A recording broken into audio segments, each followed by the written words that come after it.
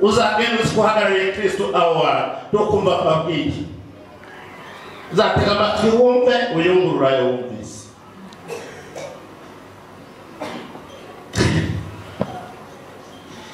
no kumva ababwiye imboni zikozaserwa n'amagambo y'iwanze matorero magrupe meshaserwa n'amagambo munagapfa kumva amagambo akayemera kuko uramenye uzabegere uyumve abo guhugura uzabahugure uzamunsengera bose abo guhugura uzabahugure cyakabiri abo guhumuriza abahungabanyijwe n'amagambo uzabahumurize abo guhana uri umuyobozi toka ogame uzabahane kandi ubahanire mu kuri wuzuye urukundo umwifata wacu cyakabiri n'ubundi uzakomeza kujya imbere y'Imana ubitwariye y'Imana duhamagaye izerekana ko ari Imana duhamagaye kandi izakora ibitangaza hamwe natwe aho turi kumwe haleluya cyane mumve haleluya uwo mwifato wacu ubu kuba gushimangira kuko tutarabantu ngo twigenge mu gusoza umusozo ijambo nabaza ry'umusozo rivuga ngo komera kigabo muri Kristo ko inshingano wahawe komera kigabo muri Kristo si mu bwoko komera kigabo muri Kristo si mu gihugu komera kigabo muri Kristo si mu cyubahiro komera kigabo muri Kristo si mu butunzi komera kigabo muri Kristo si mu muryango komera kigabo muri Kristo ko inshingano yahawe aho turi kumwe haleluya oh haleluya nisakoni makwabite aho uzakomera muri santre uzahagararamo ni muri Kristo uzaga abantu bose babwira uzaga wa kuhamagaye uzahagarara Paulo yandika Efeso ntabwo muremure wo kutumuramo yagwanditse afunze abantu benshi bari kubwirwa ngo babaye mu Kristo ukagira ngo ugiye aho badutumye si n'ijuru ni mwese ni mu mirimo ari muri gereza tegeza ko amenye ko itorero rya Kitite bitewe n'uko yafunze Paulo akoresheje ko zabitangaza n'Imana muri benshi tangira kwibaza iyo Imana itarengeye Paulo wabona wakoresheje ko zabitangaza waba washinze icyicaro cy'itorero muri Efeso kikaba icyicaro cy'amatorero y'Aziya Ntoya Imana ikemera ko afungwa ese iyo Imana itamurengeye izatumarira iki ese batagira gucika iteka arabimenya abandikira urwandiko ashaka kubereka ubumwe kubona Kristo turi umwe kwanza Kristo twe turi mu itorero Kristo kwari umutwe w'itorero usanga umutwe n'umubiri n'umwe cyakabiri ariko turi inzu Kristo nibuye gisanganya rukuta usanga ngo ni inzu turi umwe icyagatatu arera itorero n'umugeni arabona umugore twe turabageni ba Kristo uko wakubita umugabo ariko wakubise umugore w'umugabo uba wamusuzuguye aho no kwiyahura yakwiyahuraho agita mu n'umugeni aragira ngo hari umwanditsi nkunda witwa Kimana urwandiko afite ibice bitatu ndabaganiriza muri abayobozi sinzi ko tuzongera kubona iterambere mu cyicaro cy'itorero y'Imana buriye rwandiko rw'abetse urwandiko igice cya kabiri umurongo wa gatandatu iwe abiri igice cya mbere n'icya kabiri n'icya gatatu agifungira mu gice cya kabiri n'umurongo wa gatandatu aravuga Imana yatuzuranye na Kristo ikicarana nawe mu ijuru mu buryo bw'umwuka turi muri Kristo Yesu itashatse kuvuga niki ari Imana ireba itorero ryawe si muri ADPR si muri Methodiste si muri Anglican ibyacu tugira twebwe Imana iza kureba itorero irebera kuri ayo mazina irebera muri Kristo Yesu abo turi kumwe haleluya Imana iza kureba itorero irebera muri Kristo bamwe inzara z'itorero ni rimwe mu moko ataramwe umwami wanyu n'umwe n'umusangi Imana iza kureba itorero irebera aravuga ngo ntimutekereza n'Imana irabarebera muri Paulo oya ndafunzwe itorero rifunzwe abisi bashobora gufunga inyubako ariko nta ushobora gufunga itorero kuko riri muri Kristo irazamuka n'amarembo y'ikuzimu ntabasha kuritsinda. Abo turi kumwe. Haleluya, oh haleluya. Imana irebera muri Kristo. Nuita usirebere muri Kristo. Nuririmba yandirimbo mu ishuri imbere y'Imana mfite umuntu uvugira n'umukuru w'abatanze kandi yitwa Rukundo. Bamwe kw'izina ryanjye iri mu mutima we. Umwirondoro wanjye n'irondoro y'itorero iri mu mutima wa Kristo. Ugavugira nta mwanzi wamwirukana. Aho turi kumwe. Haleluya, cyane mumve haleluya. Imana irebera muri Kristo. Cyakabiri araba muri itorero rigenda. Ari benshi Satani yagiye abesha muri iki gihe cya Covid. Itorero ryarapfuye ryarapapanye oya ko riragenda ntabwo ryigeze rihagarara.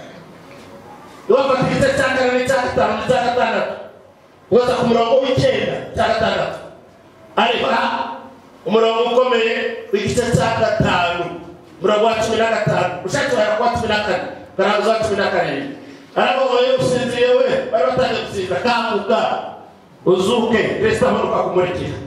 Ariko mumwirinde cyane ko mugenda soko ko riragenda. Itorero ntirihagaze, itorero ntigicaye, itorero ntiryamye, itorero ntirisinziriye, itorero rikomeza urugendo ko riragenda. Rifite umunsi rizasoza urugendo. Mwirinde cyane ko mugenda ariko mutagenda nk'abapaga. Ahubwo mukoreshe neza igihe mufite kuko neza imibi usanga mu minsi 2 kandi 2 abandi nibananirwa itorero yatorero mu minsi 2 niho rizakora. Haleluya, cyane mumve haleluya. Tuzamuka haleluya, ko turazamuka hari umunsi tuzasoza urugendo.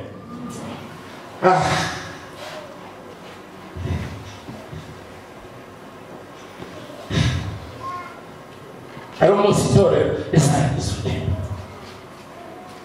Icya gatatu niho hahana abasomere ahandi iryo torero nubwo rifite icyicaro muri Kristo mu ijuru mu gihugu cy'umwuka rikaba ririmo rigenda riri no ku rugamba. Barakore muve mu bwonko bw'akajyana n'indirimbo z'ubwoba ahagaze ubwoba. Muve mu bwoba, muve mu bwoba, muve mu bwoba. Ahandi ibisigaye mukomerere mu Mwami. Haleluya, aho mukomerere muri santre mukomerere mu Mwami no mu mbaraga z'ubushobozi bwe bwinshi. Aho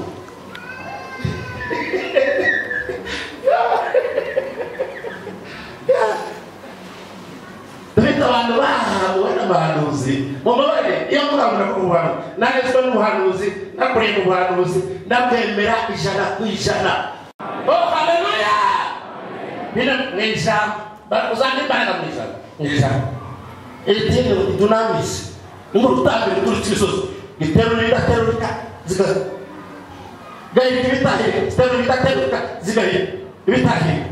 Batekereza ko Yesu ari mumva marayika nizo yamanukanye igitare mu kubita amaso igitare kiribiri turakivaho Yesu asohoka ari muzima. Aho ziri izari imisozi zasaga n'ibidashoboka byasaga naho bikomeye. Iyo bibona izo mbaraga birahunga biri kuko haje imbaraga ziruta izindi mbaraga zose. Aho turi kumwe. Haleluya, kumbe cyane haleluya. Uzamuke mumve haleluya. Imbaraga zirimo kratos imbaraga izindi imbaraga batekereza ko arizo zari mu nkoni ya Mose kwa Farawo ayikubise hasi ihinduka inzoka. Nabo bayibesha bakubita izabo hasi zihinduka inzoka. Ya Mose arazitoragura irazimira. Yewe aho izo mbaraga ziri izo abarozi yose zishe ziramirwa. Izo abapfumu n'abakore bajya mu kuza ngo bapombo bagira aho ziri turinda kuva yo akamucyo tubwiza umwishima kumba zaho mukomerere mu Mwami yona twabwira no mu mbaraga z'ubushobozi bwe bwinshi.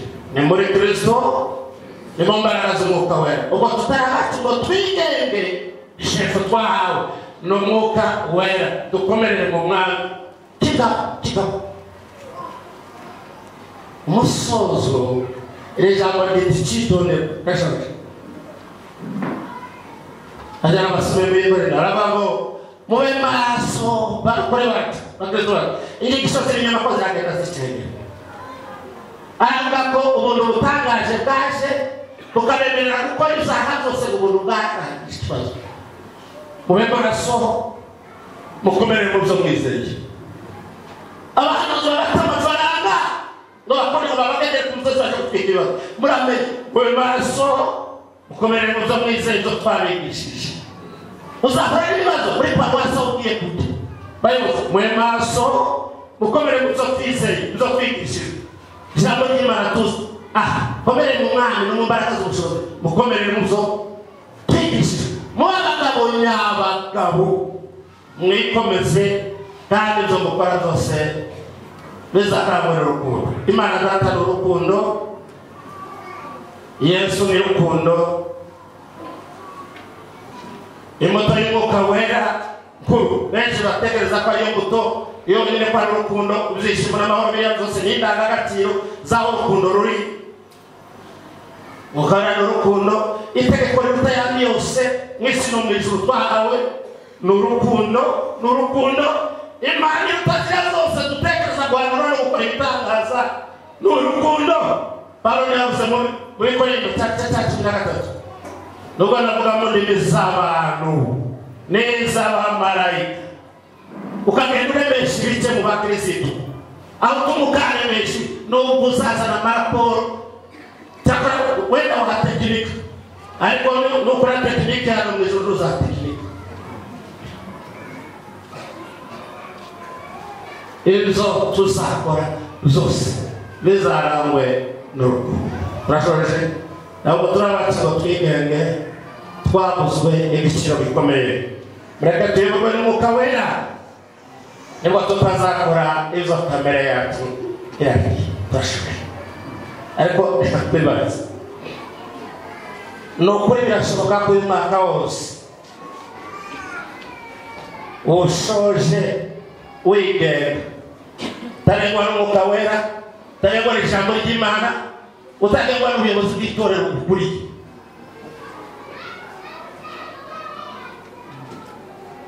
Birashoboka mu gukorana araho n'inzitizi no kuguramo uvuga ibyo utagombye kuvuga ukora ibyo utakagombye gukora.